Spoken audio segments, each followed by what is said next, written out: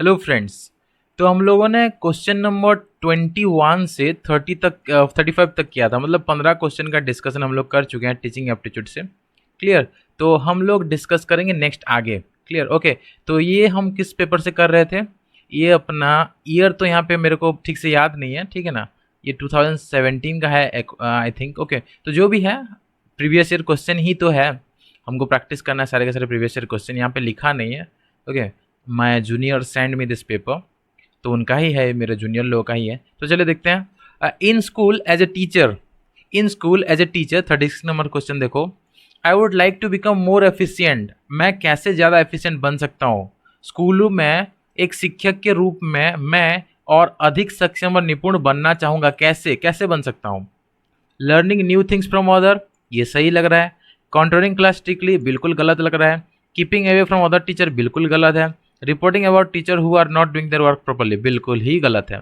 तो एक ही ऑप्शन आपको सही लग रहा है यहाँ पे, ठीक है ना। यहाँ पे आपको कोई कंफ्यूजन नहीं है, पहला ऑप्शन ही सही है। क्वेश्चन नंबर 37 देखिए।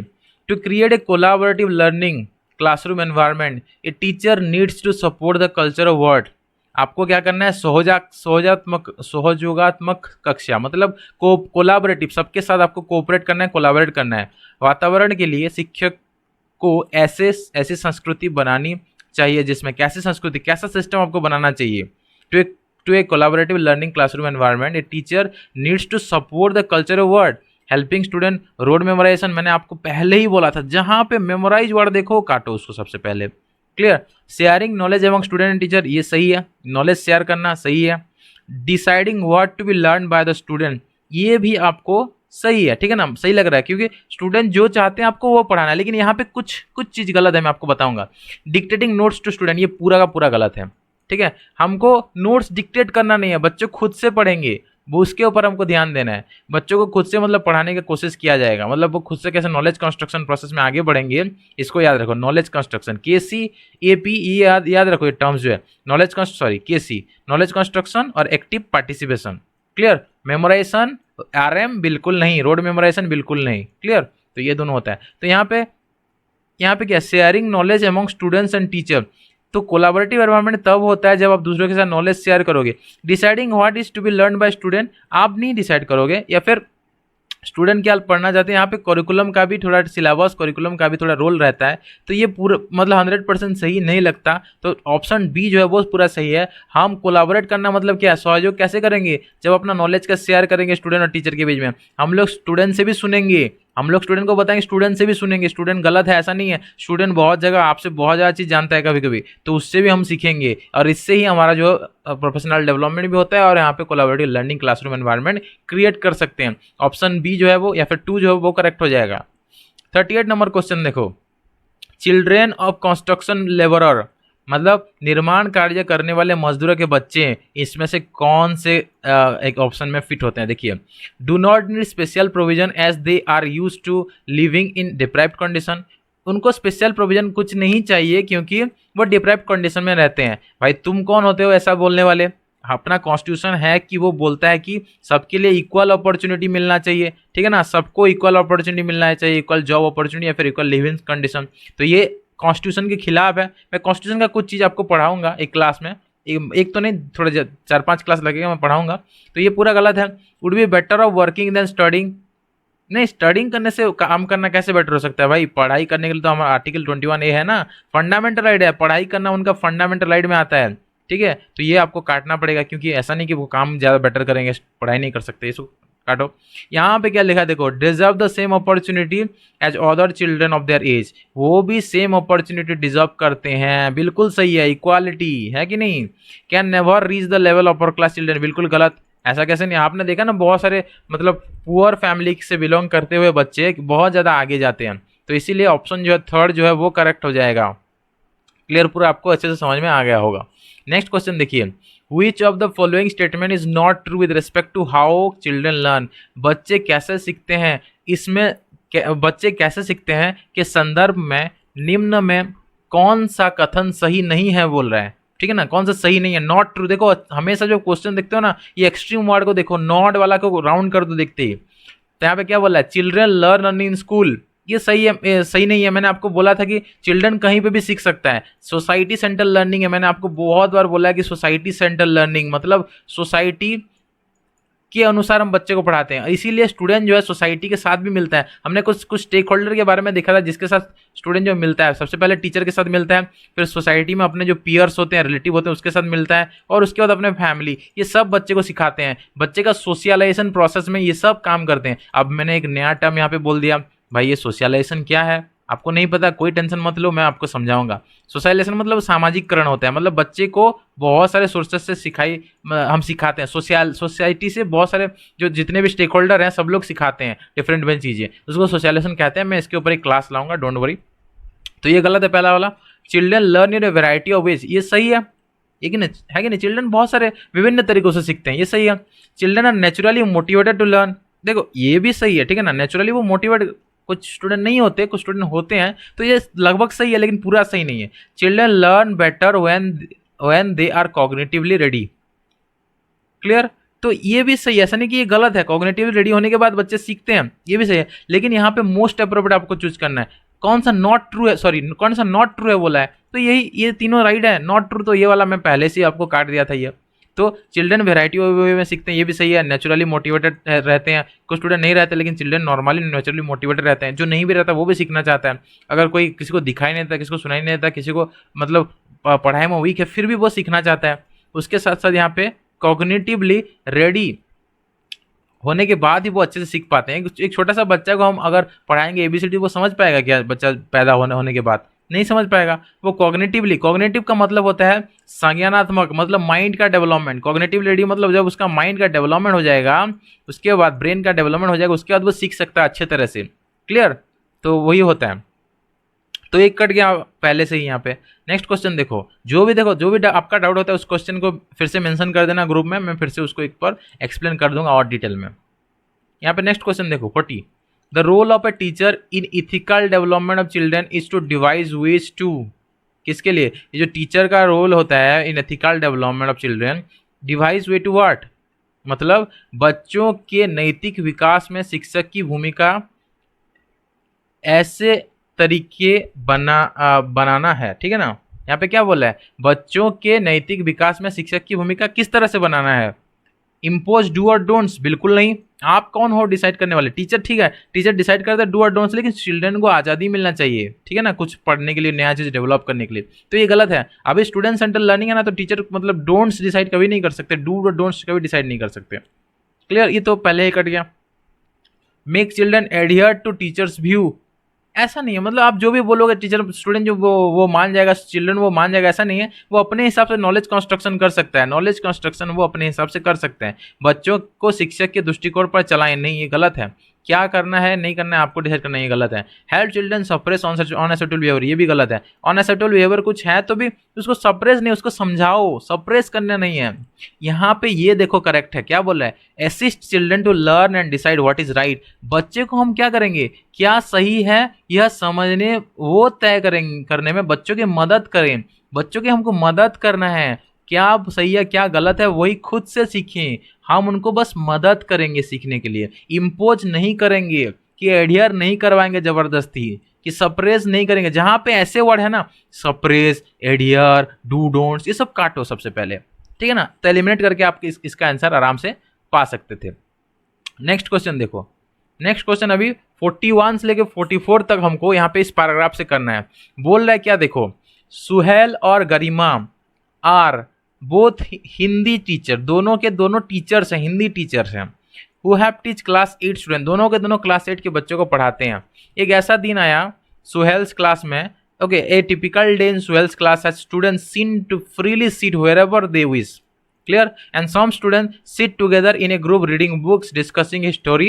Others are busy sitting alone and reading quietly, yet others are seen huddled around Suhail, and which is seen narrating a story to them, okay, and only at the end of the class does Suhail ask them to sit on their seat and discuss what they have done. मतलब क्या, देखो सुहेल और गरिमा कक्षा 8 के कक्षा 8 में हिंदी पढ़ाते हैं, ओके। सामान्य तौर पर सुहेल की कक्षा में बच्चे स्वतंत्रता से अपनी मर्जी से इधर उधर बैठते हुए दिखाई देते हैं। कुछ बच्चे समूह में बैठे किताब पढ़ रहे हैं और कुछ बच्चे किसी कहानी पर चर्चा कर रहे हैं। कुछ अकेले बैठे चुपचाप पढ़ते रहते हैं।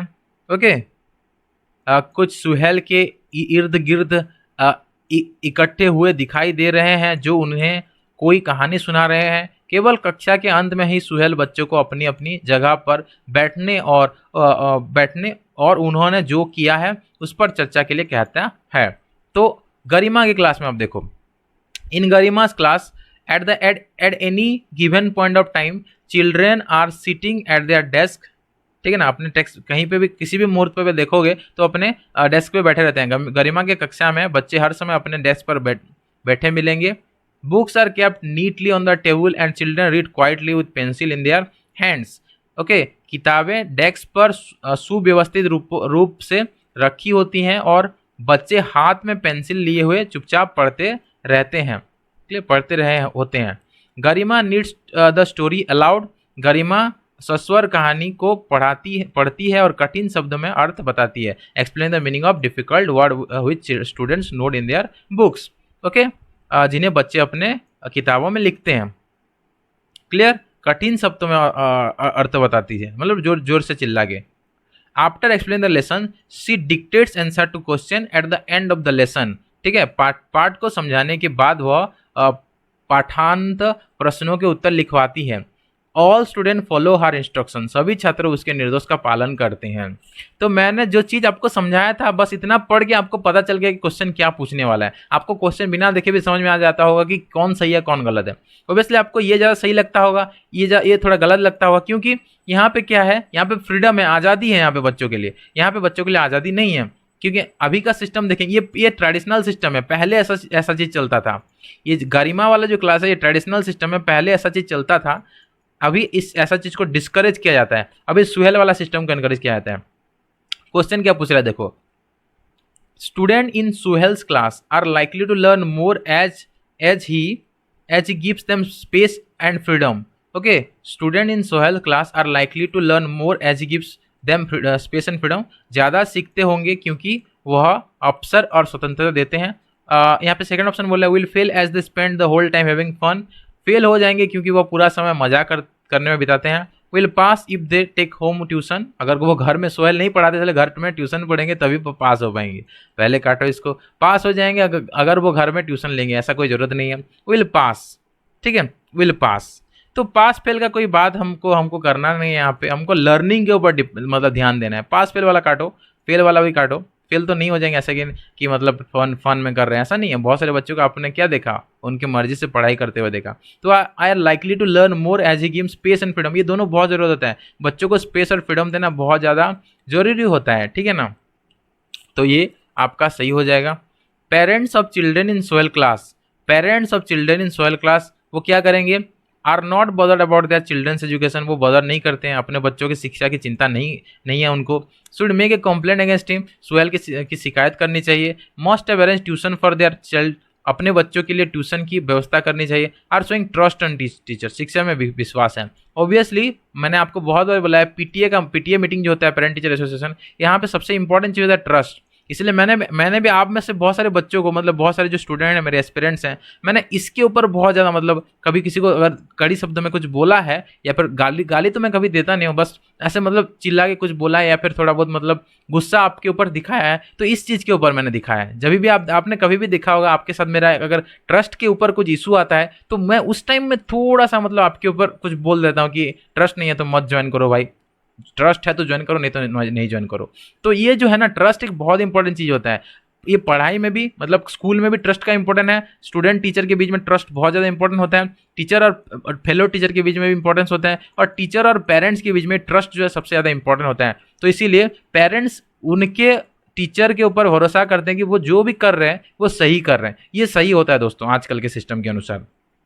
नेक्स्ट क्वेश्चन देखिए, the school principal each keeping a check on the teachers, focused only on the result of the school, liberal and progressive and strict with the student।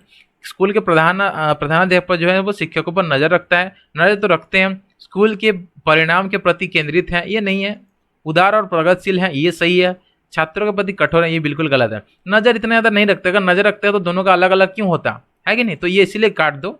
आपका सही जो होगा वो लिबरल एंड प्रोग्रेसिव होगा। जो principal है वो लिबरल एंड प्रोग्रेसिव है, प्रगतिशील है, वो उदार है, वो सोचते हैं ठीक आगे, ठीक है ना, तो ये इसलिए सही हो जाएगा।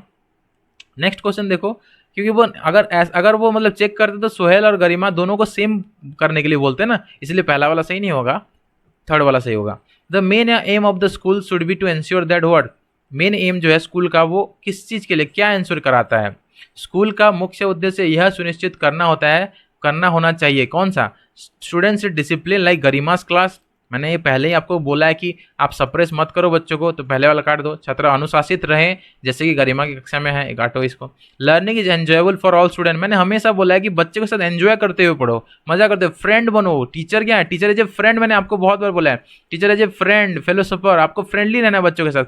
फ्रेंडली रहोगे तभी ना बच्चे आपका अपना प्रॉब्लम आपको बोलेंगे और उनका आप अच्छे से असेसमेंट कर सकते हो। तो एंजॉयबल सही है, ठीक है।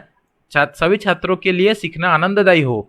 Children will given complete freedom, complete freedom, देखो कंप्लीट फ्रीडम तो देना चाहिए लेकिन इतना ज़्यादा भी नहीं। लर्निंग में एंजॉय, बच्चों को कुछ भी करो, स्मोकिंग कर रहा है तो उसको अलाउ करो, ये गलत है ना। कंप्लीट फ्रीडम ऐसा नहीं देना है आपको, मतलब कुछ चीज़ों का पालन करवाना है। लर्निंग को एंजॉयबल बनाओ, लर्निंग में फ्रीडम दो, कुछ काम में, हर एक काम में फ्रीडम नहीं देना है, लर्निंग में फ्रीडम देना है। स्ट्रिक्ट पॉलिसी, स्ट्रिक्ट लिखा है तो उसको ऐसे ही काट दो, ठीक है ना, स्ट्रिक्ट जहाँ पे लिखा है उसको ऐसे ही काट दो। फिर भी पढ़ लेता हूँ। स्ट्रिक्ट पॉलिसी भी adopted for controlling teachers classroom behaviour, शिक्षक के कक्षागत व्यवहार को नियंत्रित करने के लिए एक कठोर नीति अपनाई जाना चाहिए। तो ये भी आपका गलत है, तो ऑप्शन जो है दोस्तों ये वाला सही हो जाएगा। Option 2 will be the correct answer, option 2 जो है वो आपका सही हो जाएगा।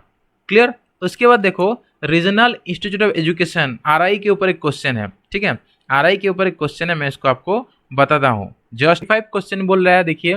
The regional institute of education in India primarily prepare, क्या प्रिपेयर करता है भाई, ये तो ऐसा ही मतलब कोई भी मतलब आंसर कर देगा जो भी इसके लिए प्रिपेयर कर रहा है, क्वालिटी टीचर, ठीक है ना। क्लियर, सिंपल सा क्वेश्चन था। ये थोड़ा आपको डाउट होगा, इसके बारे में आपको कोई आंसर नहीं दूंगा। एजुकेशन कमीशन रिपोर्ट जो है इसके बारे में कोई आंसर अभी मैं आपको नहीं दूंगा, क्योंकि इसके बारे में मैंने आपको पढ़ाया नहीं है, ठीक है ना। ये जो कोठारी कमीशन रिपोर्ट वगैरह जो भी है इसके बारे में मैं आपको बाद में आंसर दूंगा। As a teacher you notice that a student in class turns one ear towards the person speaking, misunderstand conversation, ask people to repeat what they are saying and the child is showing the sign of a problem in her, किसमें, यहाँ पे जो बोला है उसको अच्छे से समझो। एक शिक्षक के तौर पर आप यह देखते हैं कि कक्षा का एक विद्यार्थी बोलने वाले व्यक्तियों की ओर अपना एक ही कान मुड़ता है, सिंपल सा बात है। वह अक्सर बातचीत को ठीक से समझ नहीं पाता और लोगों ने जो कहा है उसको दोहराने को कहता है, सिंपल सा बात है। तो इस बच्चे को किस तरह की समस्या होती है, सुनने में प्रॉब्लम हो रहा है, स्पीच सॉरी हियरिंग, सुनने में प्रॉब्लम हो रहा है, ठीक है ना। एक कान को ऐसा करता है तो सुनने में प्रॉब्लम हो रहा है ना, हियरिंग ही होगा आंसर। क्लियर, सिंपल सा क्वेश्चन था। नेक्स्ट देखो, इस क्वेश्चन का भी आंसर मैं आपको नहीं दूंगा क्योंकि इसके बारे में मैंने आपको नहीं पढ़ाया है। उसके बाद यहाँ पे इसके बारे में भी नहीं पढ़ाया मैंने आपको, तो इसका आंसर नहीं देता हूँ और इसका भी आंसर मैं आपको नहीं देता हूँ। बाकी सब मैं आपका जितना भी करेक्ट हुआ मैंने आपको पूरा 50 में जितना भी क्वेश्चन मैंने बोला है उन सबका जितना भी आपका स्कोर होता है आउट ऑफ 35, आई थिंक 35 का हमने डिस्कस किया। सॉरी कितना क्वेश्चन दिया था, 30 क्वेश्चन ना, 25 आउट ऑफ 25 आपका स्कोर कितना है वो आप बता सकते हो। इससे पहले भी हमने जो 15 क्वेश्चन डिस्कस किया था, एक और बार आप देख सकते हो। यहाँ पे मैं बता देता हूँ, हम 21 से बताता हूँ। 21 का 4 है, 21 का 4, 22 का 2, 23 का आपका 2, 24 का 1, ठीक है, सॉरी 24 का आपका है सी है, इंक्लूसिव एजुकेशन, ठीक है। उसके बाद यहाँ पे आपका ए है फैसिलिटेटर, 25 का ए फैसिलिटेटर, 26 का यहाँ पे कंस्ट्रक्टिव प्रोसेस, 27 का यहाँ पे एक्टिव पार्टिसिपेशन, 28 का आपका second take the help of school counsellor, 29 का फर्स्ट एंड 30 का मैंने आपको ये वाला नहीं बताया था। फिर 31 का मैंने आपको बताया था सेल्फ लर्निंग। यहाँ पे साहिल वाला जो क्वेश्चन था इसके बारे में मैंने बताया, टॉक टू साहिल, ये वाला थर्ड।